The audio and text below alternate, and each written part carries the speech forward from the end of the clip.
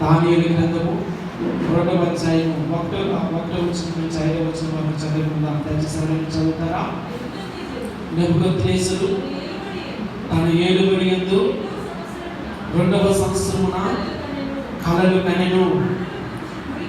అందుని గురించి ఆయన మనస్సు కలతపడగా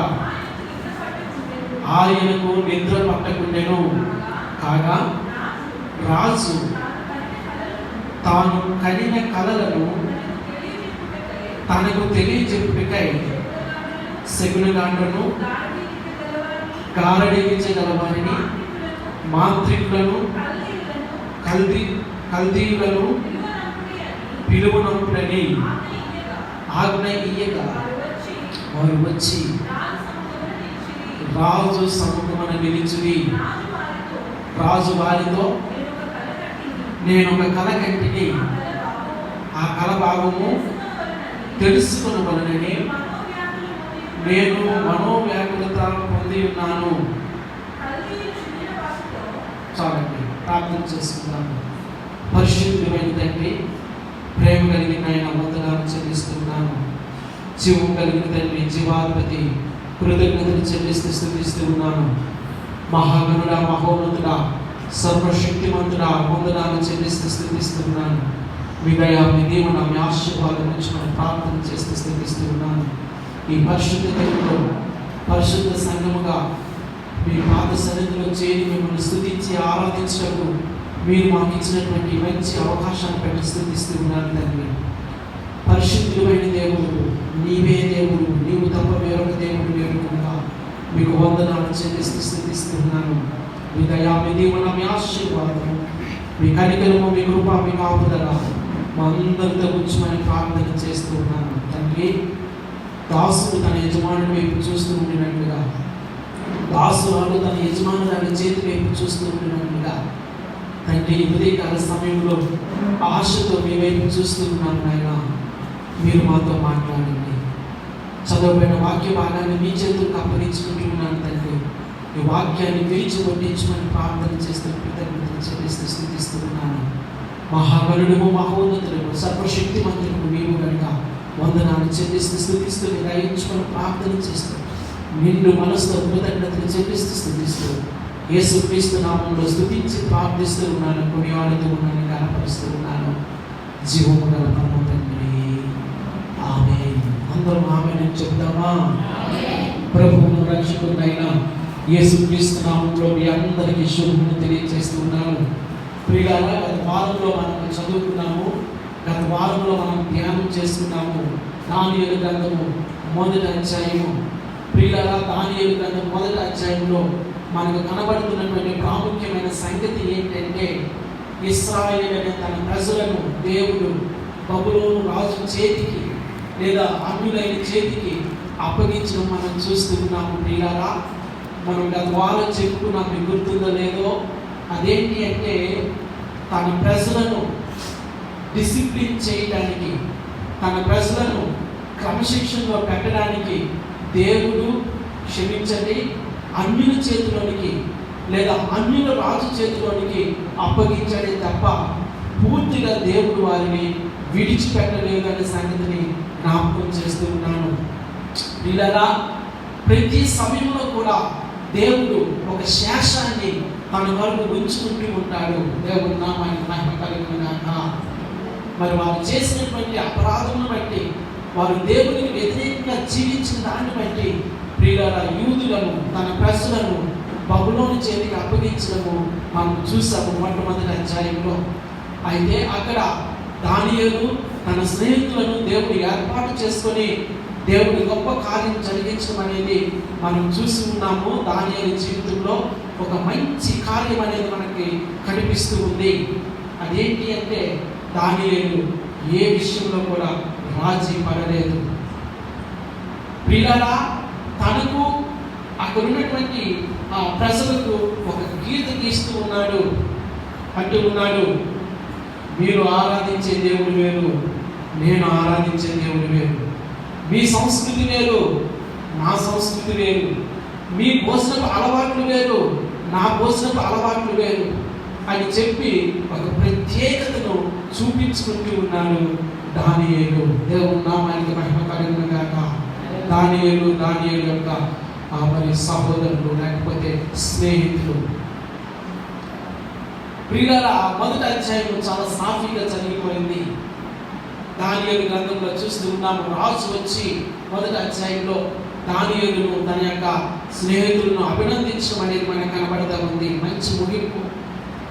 కానీ దానియేలు గ్రంథం 2వ అధ్యాయానికి వచ్చినప్పటికీ ప్రియులారా, ఒక భయంకరమైన సంగతి మనకు కనబడతా ఉంది. భయం కనబడతా ఉంది ప్రియులారా. ఒక రకమైనటువంటి డిస్టర్బెన్స్ కనబడతా ఉంది. చూద్దాం అదేంటో ఇది నాన్న. చదవండి దానియేలు గ్రంథము 2వ అధ్యాయము మొట్టమొదటి వచ్చిన చదువుతారు ఎవరైనా. నెబుకద్నెజరు తన ఏలుబడి యందు 2వ సంవత్సరమున కలలు కనెను. దేవుని నామానికి మహిమ కలుగును గాక. హల్లెలూయా, హల్లెలూయా, హల్లెలూయా. ప్రియులారా, దేవుడు ఆయా రాజ్యాల పట్ల ఎంత శ్రద్ధ వహిస్తూ ఉన్నాడో గతసారి మనం చెప్పుకున్నాము.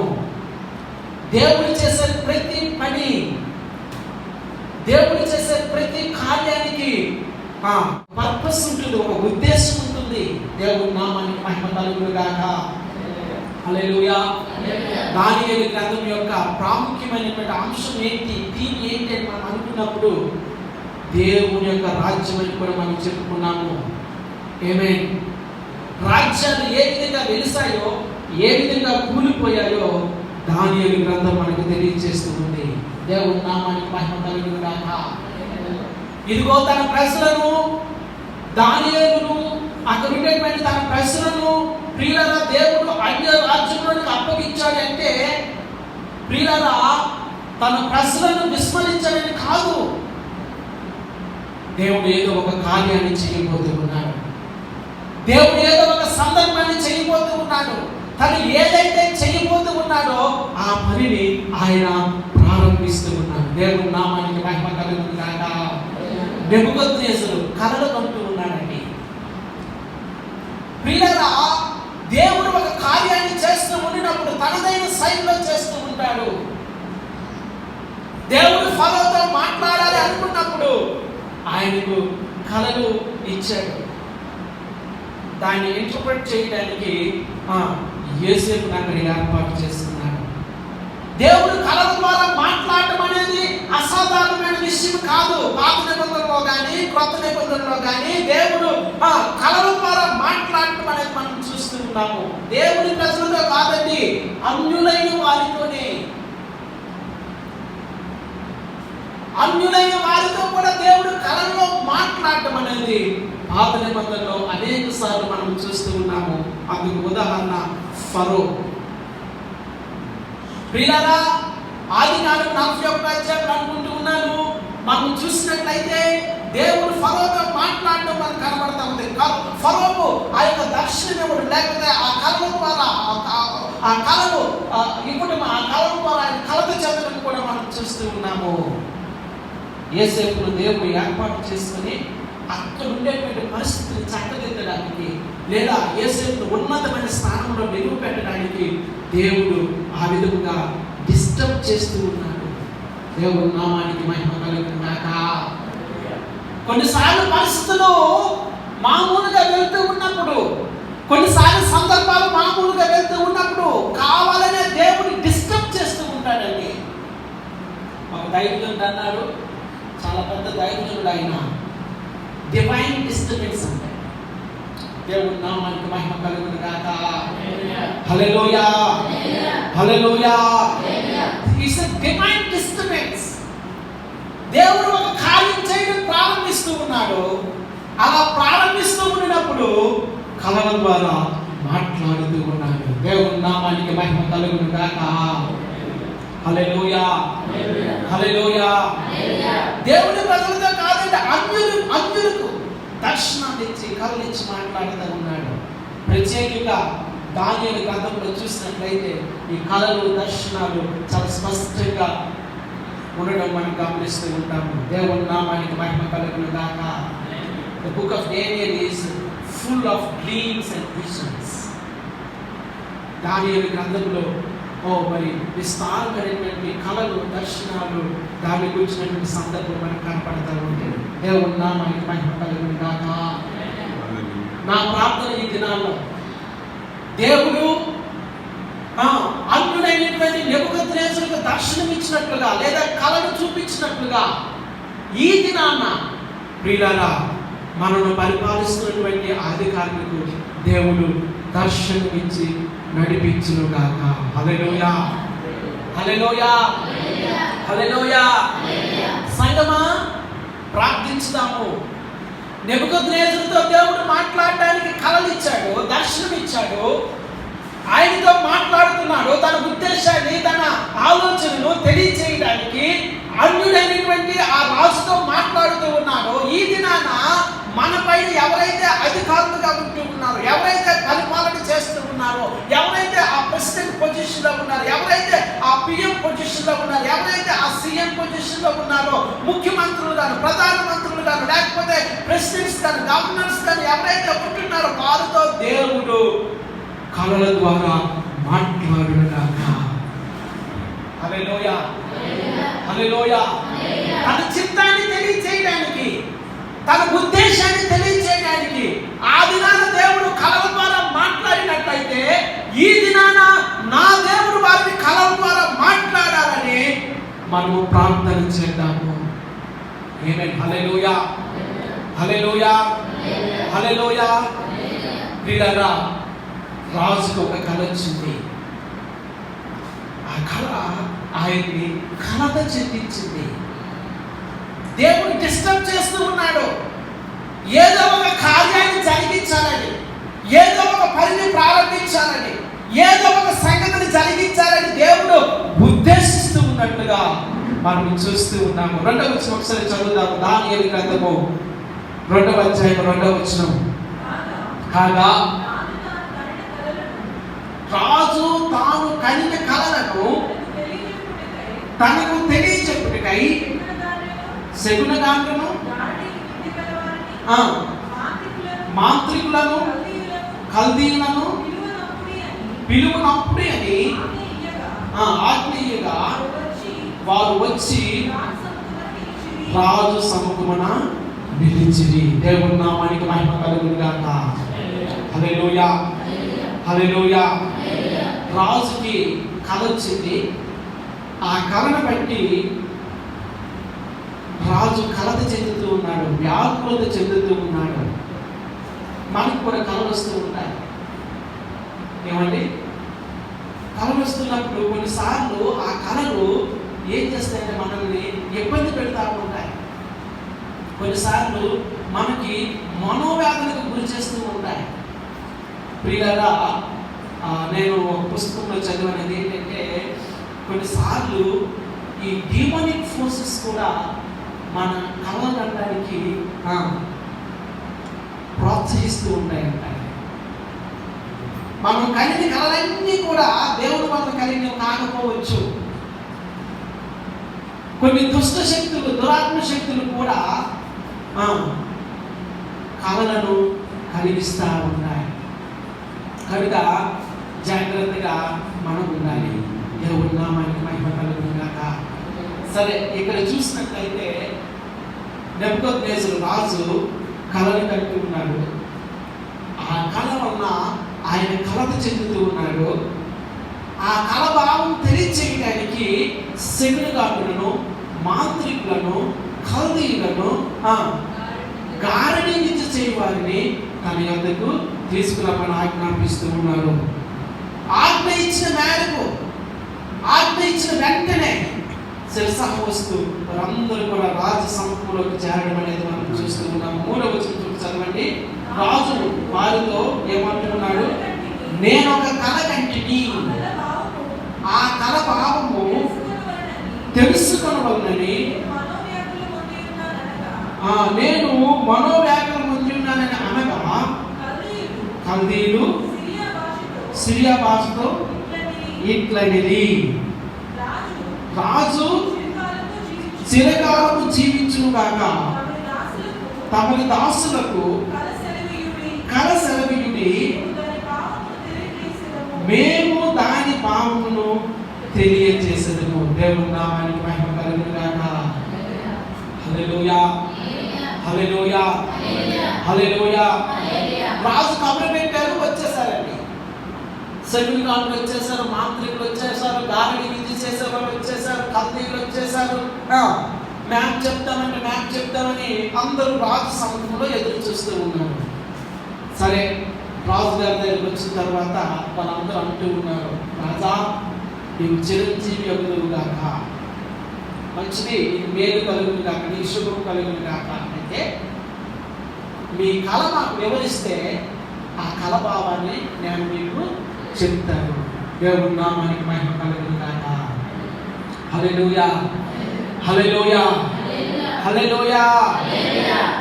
ఏమని మీ కళ ఏమొచ్చిందో, మీకు వచ్చిన డ్రీమ్ ఏంటో మాకు తెలియజేస్తే ఆ డ్రీమ్ యొక్క ఇంటర్ప్రిటేషన్ మేము చేస్తామని చెప్పి మరి అక్కడ చేరినటువంటి శకులు గారిని అయితేనేంటి, మాంత్రికులు అయితేనేంటి, గారడి విద్య చేయవారు అయితేనేంటి, వీళ్ళందరూ కూడా అడుగుతూ ఉన్నారు రాజుని. కానీ రాజు యొక్క సమాధానం చాలా విచిత్రంగా ఉందండి. దేవుని నామానికి మహిమ కలుగును గాక. ఏమంటున్నారు రాజు? తర్వాత రాజు, నేను దానిని మరిచిపోతుంది కానీ కలను దాని భావమును మీరు తెలియచేయండి. చాలండి. ఏమేమి హల్లెలూయా. నేను కలను మర్చిపోయాను, కలగన్నాను కానీ ఆ కళను మర్చిపోయాను. మీరు ఏం చేయాలంటే నేను కనిన కళ, ఆ కళ భావం మీరు చెప్పండి. బాగుందండి పరిస్థితి. ఏమండి, కళ వచ్చింది, నాకు ఈ కళ వచ్చింది, ఈ డ్రీమ్ వచ్చింది, ఈ డ్రీమ్కి సంబంధించినటువంటి ఇంటర్ప్రిటేషన్ మీరు చెప్పండి, దాని భావాన్ని మీరు చెప్పండి అంటే మేము అందరం సిద్ధంగా ఉన్నాం చెప్పడానికి. దేవుని నామానికి మహిమ కలుగును గాక. కానీ రాజు అంటూ ఉన్నాడు, నాకు కళ వచ్చింది కానీ ఆ కళను నేను మర్చిపోయాను. ఎక్కడే ట్విస్ట్ మనం చూస్తా ఉన్నాం. అదేంటండి, దేవుడు అంత ప్రాముఖ్యమైన కళ ఇస్తే, అంత ప్రాముఖ్యమైన డ్రీమ్ ఆయనకి ఇస్తే ఆయన మర్చిపోతాడా? లేకపోతే మర్చిపోతున్నట్లు నటిస్తూ ఉన్నాడా? దేవుని నామానికి మహిమ కలుగును గాక. హల్లెలూయా, హల్లెలూయా. సరిగ్గా హల్లెలూయా చెప్తామా? ఇప్పుడు అనుకుందాము, అంటే మామూలుగా మనలో మాట అనుకుందాము, ఒకవేళ దేవుడే ఆ కళ రాజుకి ఇచ్చినట్లయితే, నెబుకద్నెజరుకి ఇచ్చినట్లయితే, అది అంత ప్రాముఖ్యమైన కళ అయినట్లయితే, దర్శనమైనట్లయితే, అంత ప్రాముఖ్యమైన డ్రీమ్ అయినట్లయితే, అది మర్చిపోయేటట్లు చేస్తాడా దేవుడు? అది మర్చిపోయేటట్లు చేస్తే ప్రియులారా, దేవుని ఉద్దేశం నెరవేర్చబడుతుందా? ఏ ఉద్దేశం కొరకైతే ఆ కళను ఆయనకి ఇచ్చాడో, ఏ పని జరిగించాలని ప్రారంభించాలని ఆ కళను, ఆ దర్శనాన్ని ఆయనకి ఇచ్చాడో, అది మర్చిపోయినట్లయితే దేవుని ఉద్దేశం నెరవేర్చబడుతుందా? ప్రియులారా, ఒక అభిప్రాయం ఏంటంటే, రాజైన నెబుకద్నెజరు కళను బహుశా మర్చిపోలేదు, కానీ మర్చిపోయినట్టు నటిస్తున్నాడని నేను అనుకుంటున్నాను. నేను హల్లెలూయా. ఎందుకండి, ఎందుకు మర్చిపోయినట్టు నటిస్తూ ఉన్నాడు? ఎందుకు మర్చిపోయినట్టు నటిస్తూ ఉన్నాడు? ఎందుకు మర్చిపోయినట్టు నటిస్తూ ఉన్నాడంటే, ఇంత ప్రాముఖ్యమైన కళ దేవుడు ఇచ్చాడు కనుక, ఇంత ప్రాముఖ్యమైనటువంటి డ్రీమ్ దేవుడు ఇచ్చాడు కనుక, ఈ ప్రాముఖ్యమైనటువంటి ఆ డ్రీమ్ తనకి ఇంటర్ప్రిటేషన్ అనేది అథెంటిక్ గా ఉండాలి. ఆమేన్, హల్లెలూయా. సరైనదిగా ఉండాలి. అంత ప్రాముఖ్యమైనటువంటి కళ దేవుడు తనకి ఇచ్చాడు కనుక దాని యొక్క భావము సరైనదిగా ఉండాలి. దాని యొక్క భావము సరైనదిగా లేకపోయినట్లయితే ప్రియులారా, దేవుని యొక్క ఉద్దేశము, దేవుని యొక్క ఆలోచన నెరవేర్చబడదు. అంత అథెంటిక్ గా ఉండటానికి రాజు అనుకుంటూ ఉన్నాడు, నేను ఈ కళను మర్చిపోయాను. ఇప్పుడు చెప్పండి, నాకు వచ్చిన కళ చెప్పండి, ఆ కళ భావం కూడా చెప్పండి. దేవుని నామానికి మహిమ కలుగును గాక. హల్లెలూయా. అక్కడ ఉండేటువంటి జ్ఞానులను, అక్కడ ఉండేటువంటి మాంత్రికులను, అక్కడ ఉండేటువంటి గారిని విద్యను అభ్యసించే వారిని, అక్కడ ఉండేటువంటి ఖైదీలను దేవుడు క్రిందకి పెడతా ఉన్నాడు. దేవుడి నామానికి మహిమ కలుగును గాక. హల్లెలూయా, హల్లెలూయా, హల్లెలూయా. ఎందుకంటే దేవుడికి ఒక ఉద్దేశం ఉంది, దేవుడికి ఒక ఆలోచన ఉంది. దానియేలు ఆ సంగతిని వారికి బయలుపరచవలసిన అవసరత ఉంది. దేవుడి నామానికి మహిమ కలుగును గాక. ఉదయకాల సమయంలో ప్రియులారా ఈ వాక్యాన్ని ధ్యానం చేస్తూ ఉంటుండగా దేవుని యొక్క ఉద్దేశాలు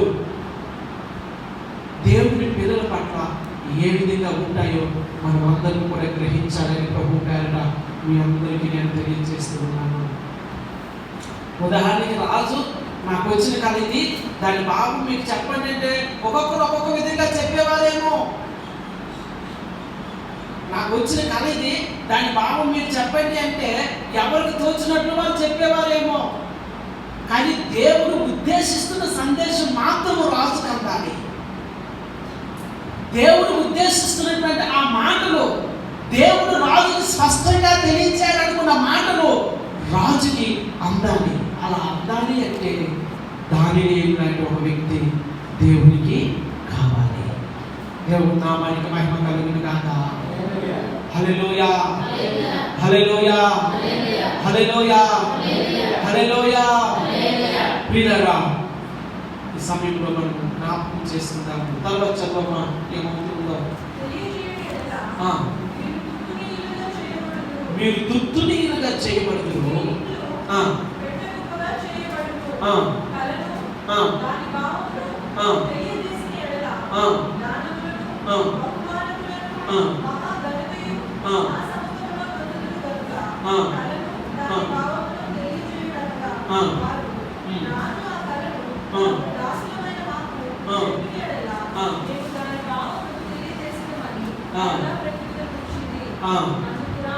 అందుకు రాజు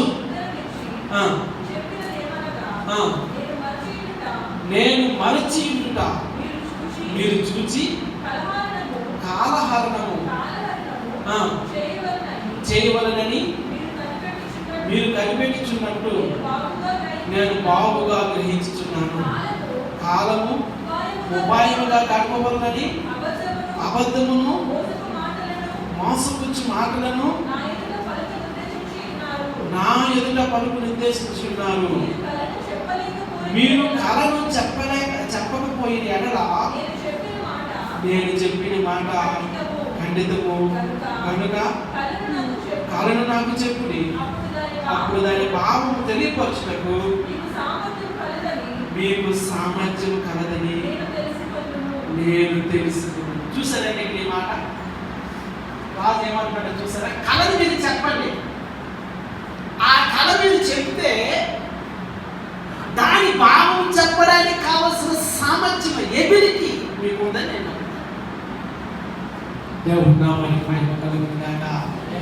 హల్లెలూయా, హల్లెలూయా. చిక్కు సమస్య వచ్చేసింది, ఇబ్బందికరమైన సమస్య వచ్చేసింది.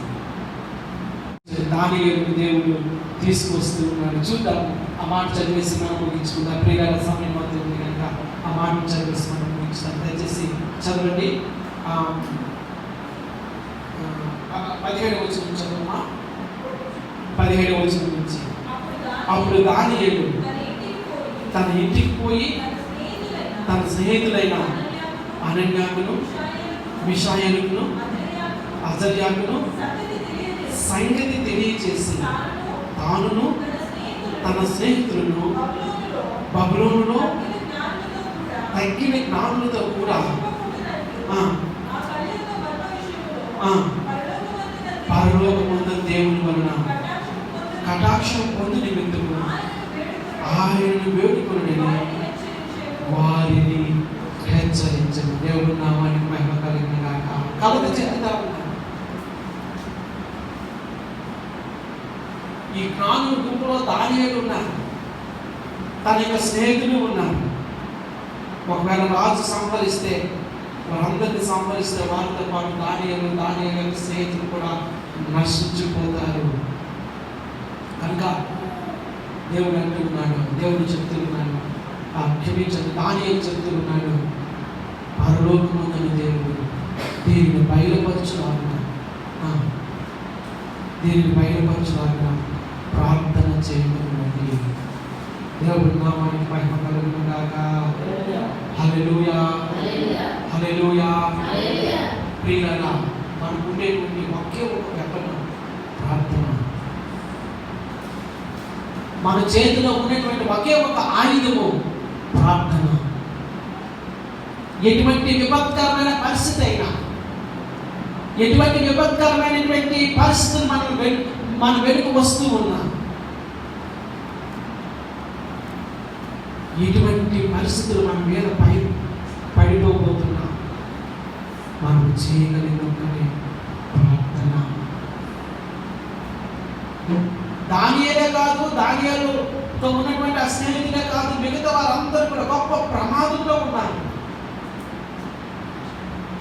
ఏ రాజు అయితే దానియేలు స్నేహితులను అభినందిస్తూ ఉంటారో అదే రాజు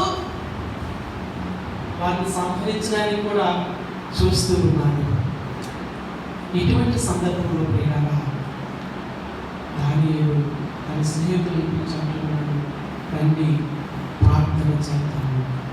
దేవుడి నామానికి మహిమ కలుగును గాక.